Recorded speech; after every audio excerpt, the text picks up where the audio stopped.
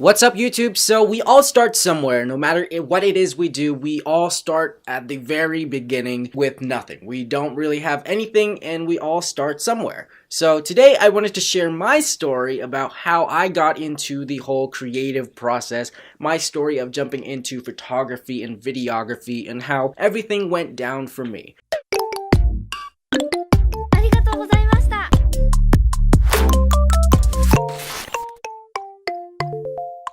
So welcome to the channel, guys. If you guys are new here, my name's David. I'm a 21-year-old content creator looking to help you improve your visual content through tutorials, advice, and entertain you guys with my own content. And today I wanted to share my story with you, and I would definitely appreciate it if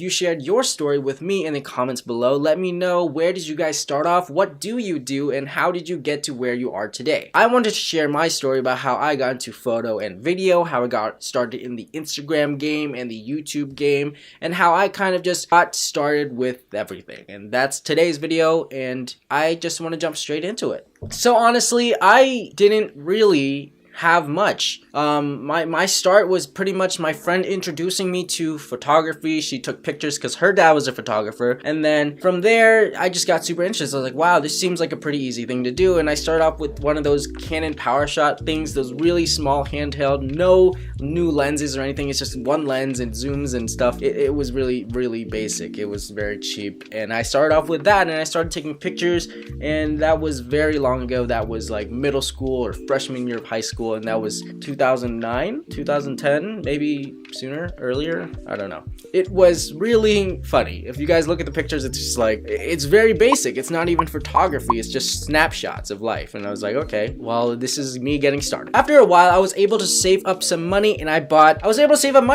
this bad boy here, this Canon T2i. This is so old, it's worth like $200 now. This was my first camera, and I got it in the first day. Of course, I went around and I took some pictures of flowers and took some videos of my friends and took some pictures of a bunch of random things like ants on the ground and stuff. It was me getting started, and that was the first camera I had. It was the first camera I bought on my own, and this was me getting started in photography. And I started thinking of creative things to do, and I wanted to do some videos and stuff, and it was really fun for me. And I was like, wow, this is actually really fun. Now, of course, I claim myself as self-taught, but I did take some photography classes in school. But the thing is, I still claim self-taught because these photography classes in high school never taught me anything. Everything I learned in those photography classes I had already known, or I had learned by looking it up on the web or something. I didn't really learn much in that class. That class was more of an execution, and I finished my work months and months ahead of time. The only thing I learned was actually from the film photography class, because I hadn't known anything about film photography. But aside from that, it was pretty much everything I'd already known. But in high school, there wasn't much going on with photography and videography. I would just snap a few shots of my friends and stuff, and that lasted actually just like freshman year. So I had that camera, and I was like, all right, this is cool, I like this. But it was kind of died down. Sophomore year of high school, I got into television production in my school. I did the morning news and stuff. I created ads and all that stuff. It was super fun. I really enjoyed making videos. I felt the passion of making videos, but you know, I didn't really do it on my own time. I only did it for the television crew and whatnot for school, and it was whatever. It was alright. It was a fun experience. I had fun, you know, getting to know it and learning with new people and finding a bunch of new friends that are interested in the same kind of stuff, and it was fun. Now, junior year of high school, I didn't really do anything. I didn't do any photos or videos. I didn't really do much at all. I stopped doing television production because, I don't know, I just felt like I didn't have enough time because it required after school and everything, and I just didn't want to stay after school. Instead, I played games all that year. Senior year of high school, I joined a dance team near the end of junior year, actually into senior year, and I started doing videos. So I recorded a bunch of videos for them. I did ads for them. I did a lot of stuff with them, and I was a part of the team. But this is the actual time that I started to pick up photography again and videos again. Just a hint though, not too much. So I started doing it because of the dance team. So after I graduated high school and into college, I hit this stage of like slight depression where I got super upset because I didn't know what I was gonna do. I was going to school for general studies. I didn't realize what I wanted to do in life. I didn't know anything, and this was literally 3 or 4 years ago, and I just didn't know what was gonna happen, and I just wanted to figure figure that out. All I was doing was playing games, going to school. I took chemistry and I got super upset because chemistry is super hard if you're not good at math. So then around, October, I started dating this girl, and you know, she liked modeling and stuff, so I got into photography again because of that. And yeah, I just started taking a lot of pictures for her, and then people started hitting me up on Instagram because I started getting more into the Instagram game after that. And after that, things just really skyrocketed. I started meeting a bunch of new people just from Instagram. I started taking a lot more pictures of others, and it started just going crazy, and everyone started knowing me as the photographer. Like, hey, I went to high school with this guy. You know, I started getting tips from everywhere, and I started meeting up with people, and I started going to meets with others and other creatives, and people started reaching out to me, giving me tips. I started reaching out to people and giving tips, and I found this whole new community of photographers that I never knew existed before, because I hadn't touched Instagram like that. I actually cleared my Instagram because my Instagram used to be very ugly and not aesthetic at all, and it was just, you know, those basic pictures with the filters of Instagram filters and stuff, and pictures of my dogs and stuff. Wasn't that great? But I mean, you know, all throughout some of my high school years, I created some really cool short films with some friends. I created some art of my own with some tripods and some cameras and stuff. I created some cute stuff for my sister. I did a bunch of different filming things, but you know, I never took it seriously. I never moved it into any further action until this first year of college. I started doing so much more, but this was more photo focused. This year was a lot more photo focused than it was video focused, and I just didn't really have the drive to do any video stuff. I was saving up a lot of money. I was saving up a ton of money, and I was just going through shooting all this stuff and getting familiar with the new community. And I actually didn't start shooting RAW until that year, so I was shooting in JPEG for the first 4 years of my photography career or hobby. I didn't even realize what RAW was until my first year of college, which was 2015, 2016. And then that year got a little bumpy, and I started doing less shoots because, you know, there was a lot of stuff going on in life. And then I just got over it, and I started going out and shooting more. And then there was a point after that, the next year, where taking photos got really unfulfilling. It was really boring to me, and I just felt like I needed more. I just felt it. I was like, something is missing from this. I can take a picture, I can edit it, and then when I'm done with it, it's gone. There's nothing left for me to do, and it just goes by too quick. There was a point where I just stopped taking photos, and I was just so uninspired to take photos. And then I decided I would just try to get back into video, and then I started doing videos, and I just got that feeling. I got that really fulfilling feeling inside of me, and I was like, yes, this is exactly what I need. Rather than just focusing on photo, I decided to do a mix. So I did photo and video, because at the same time, they're both very fulfilling, except that photo is a short time while video is going to take a lot longer. You get to work through the process. It takes days, months, weeks, years of work for one video, and it's super fulfilling when you finally finish, because you can watch that same video over and over and notice something different every single time. But when you look at a photo, it's just stationary. It's not moving. It's kind of boring to look at after a while. But that video, it's just, there's a constant change of pace no matter what you do. Each project is different. When you're taking portraits, of course you can add in props. Of course there's different locations. Of course there's different situations. But in the end, a lot of it's all the same. And I mean, I know that comes to video too, but video, there's just a lot more variety in my head. I think that there's a lot more variety because there's so much going on, and I found it so much more fulfilling. So I mixed it with a little bit of both. And now this was the year that things would explode. So 2017 was all about me networking. My Instagram bumped up to 1K, and I was like, this is awesome. I finally have 1,000 on Instagram, and I'm so ready to get grinding. And then things got super slow, like super slow. And it was really something. I kept trying to post, and I just kept, you know, not being so interested in things, and I was like, this isn't really working out for me. And then there was a point where my old friend from high school reached out to me to shoot a music video for him, which also kept me further into the video game.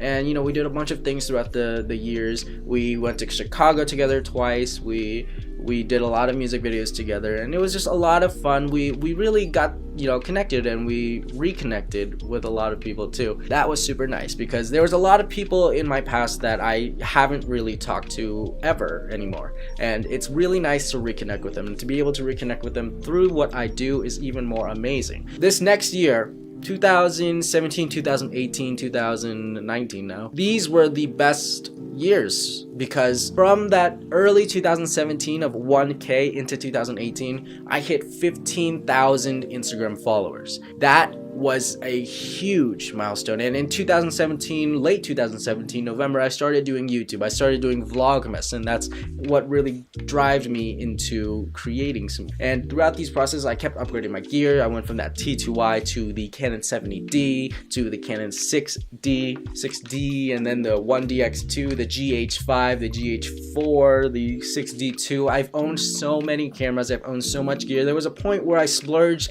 like $8,000, $9,000 on buying gear that, you know, half of it I wouldn't even use. There was a point where I did that, and a lot of it was lenses and the stabilizers and whatnot, and you know, a lot of it has come to good use, and but you know, like 80% of that was, you know, a lot of junk. But as I was talking about Instagram going up from 1K to 15K, it was a huge milestone in my life. I started doing YouTube, I started uploading tutorials, I started creating more. There was a point where I just felt like I was on my peak. I literally created so often. I try to create things. I vlogged, I brought my camera everywhere, I did everything I possibly could, and I just had so much production value in my videos. I really put in that effort. It was nice. I really enjoyed it, and it felt fun. This was the feeling of creating. I found out what it was like to actually be a creator and give that full-time content creation. And then I decided, hey, I'm gonna tell my boss that I want to work just 2 days a week instead of 4 or 5, because I really want to get focused on this creating. And I told her I can only work this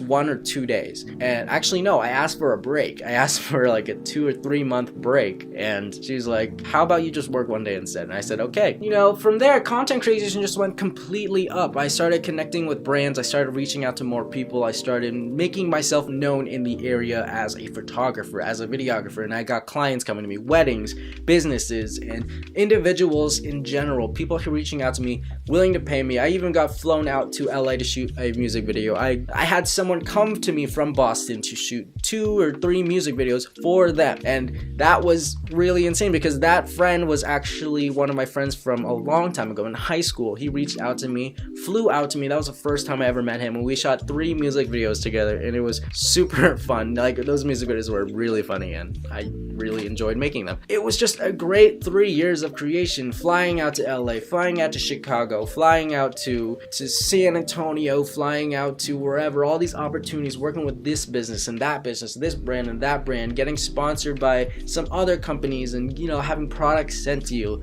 I've really felt in the past 3 years that this content creation thing was what I wanted to do, and I really enjoyed it. Not because of the fame or the money or the products or the free stuff, because I'm able to get all these opportunities and network with these people and reach out and meet their network. And I love meeting people, especially the people that I can help, the people that I can teach, the people that I can learn from. It is amazing to hear so many different stories and share my own stories and experiences, because it's what I love to hear. Life is nothing if you can't share your story or hear other people's stories, because then what's interesting about it, you know?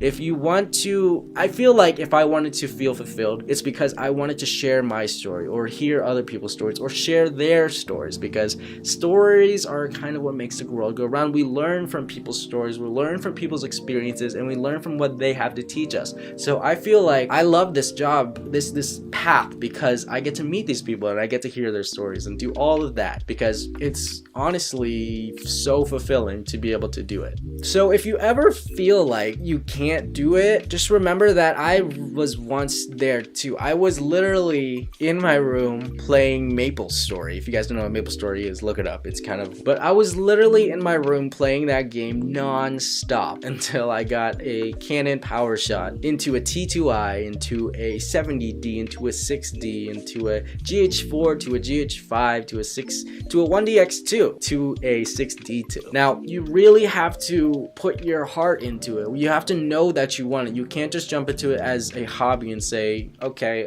this is a hobby right now, let's put it to the side. You got to jump into it and believe that, hey, I know this is what I want to do. I love doing this because I love this about it, I love that about it, and I know this is what I want to end up doing in life. Because if you regret yourself at all and you don't put your all into it, if you don't save that money for the gear you need, if you don't, you know, put it first, you don't prioritize it, you're not going to get there fast enough, or you're not ever going to get there. And you need to get there, because if you want to do that for your life, you got to get to that point. And I can't stress it enough. As a teenager, I was able to save up for all these cameras and all that stuff, and it's not because I'm not rich or anything. I worked from the moment I turned 16. I worked, and I constantly worked. Every week I worked 3 or 4 shifts a week while in school, and then in college as well. And I just kept working, and I kept saving this money. I didn't really go out to eat. I didn't really do much. I saved as much money as I possibly could, and I invested it into this craft. And of course, I get the money back. It comes back to me, but I had to put in that initial effort first, and that is exactly what you guys need to do. Whether it's making music or taking pictures or doing videos or whatever it is, you have to put in energy to get something out. It's like, if you guys are science people, it's like the law of matter. You can't, matter can't be created nor destroyed. You gotta put it in so you can get it out, okay? So it's just laws. Anyways, I hope you guys enjoyed this quick little run down memory lane with me. It was a super quick run through. There's so many details that I left out, but I just wanted to give you guys a summary of kind of where I started and how I got to where I am today, and what it kind of took and what kind of went through my mind to get to where I am today. Because a lot of people think I'm famous, but I'm really not. I may be a little well known in the area. I may have a lot of Instagram followers. It doesn't make me famous at all. And it's just, I'm just a regular person. And it's kind of funny when people like run into me at the mall or something, like, oh my god, aren't you Min? And I'm like, yeah. It's really weird. It's pretty awkward actually, but it's cool. Anyways, if you guys are new here, make sure you guys hit that subscribe button. Make sure you guys let me know your story below. I'm super interested in hearing your stories. I love hearing people's experiences. Let me know in the comments below, and I'll see you guys in the next video. So have an amazing day, morning, night, wherever you watch from, and I'll see you then. Peace.